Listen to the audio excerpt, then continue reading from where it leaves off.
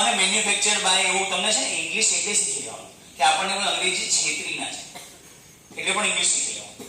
એમાં નીચે લખ્યું છે મેન્યુફેક્ચર્ડ બાય બિલીવ એન્ટરપ્રાઇઝ. હવે એનું સરનામું જોઈ લેવાનું અને તમને અગર ના ખબર પડે તો કોઈ મોટા પૂછાય કે આ જે વસ્તુઓ છે, આ જે કંપની છે એ ભારતમાં રજીસ્ટર છે કે વિદેશમાં રજીસ્ટર છે.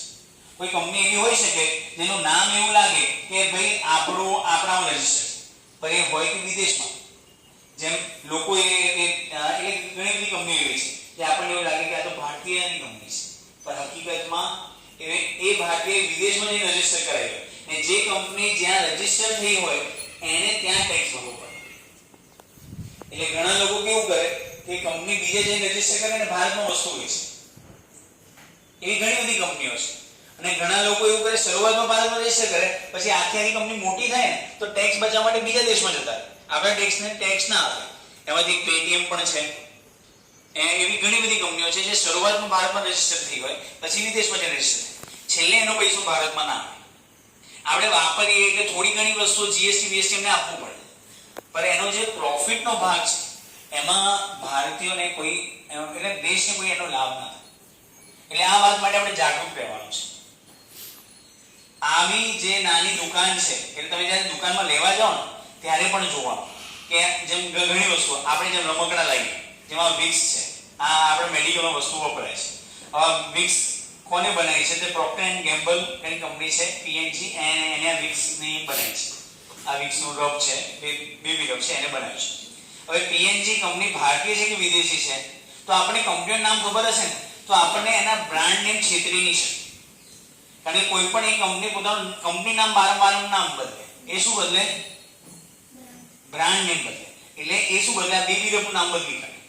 પીએનજી પોતાનું નામ ન બદલે કારણ કે લોકો ક્યાં એટલા બધા હોશિયાર જેવું એને ખબર છે કે ભાઈ આ સામાન્ય પ્રજા એ શું કરે, હા મસ્ત પિંક કલર છે, બેબી માટેનું કલર છે અને આ વિક્સ છે આમ સૂંઘે કેવું લાગે, ઓહો આનાથી શરદી મટી જ જશે. હા એ સુગંધ આવે એટલે માણસ શું કરે કે આપણે લઈ લઈએ.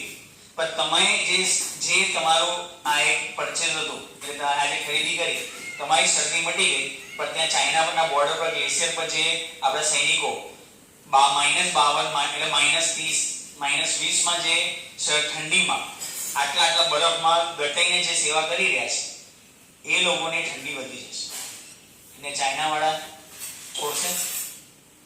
આપણે જે નાના રમકડા વાપરીએ છીએ એ રમકડા વિચારતા નથી કે મેડ ઇન ચાઇના છે કે મેડ ઇન ઇન્ડિયા છે. એટલે કોઈ ચેસ હોય કોઈ પણ રમકડું હોય તો જોવાનું એ કઈ કંપનીનું છે. એ અગર જુઓ તો તમને ખ્યાલ આવશે. જેમ ઘણી બધી વસ્તુઓ એવી હોય કે જેમાં મેડ ઇન ચાઇના લખેલું જ હોય તો આપણને કેવું છે સસ્તું પડે એટલે આપણે લઈ લઈએ. પછી દવાઓમાં પણ આપણે એવું કરીએ, આ મેડિકલ ઇન્સ્ટ્રુમેન્ટમાં પણ એવું કરીએ કે આ મેડિકલ ઇન્સ્ટ્રુમેન્ટ આમ આપણને એવું લાગે કે ભાઈ ઓહો આપણો તાવ આવ્યો છે એટલે આપણે નાખી જોઈએ. પણ આના વિશે જ્યારે વધારે માહિતી આના બોક્સમાં તમે જોવો ને તો એ ક્યાં બનેલી છે? આનાથી ભારતને તાવ નહીં ચડે એ જોવું પડશે આપણે. આપણને તો તાવ અમે કઈ ના કરત ને આપણે માપીએ નહીં તો ઉતરી જાય.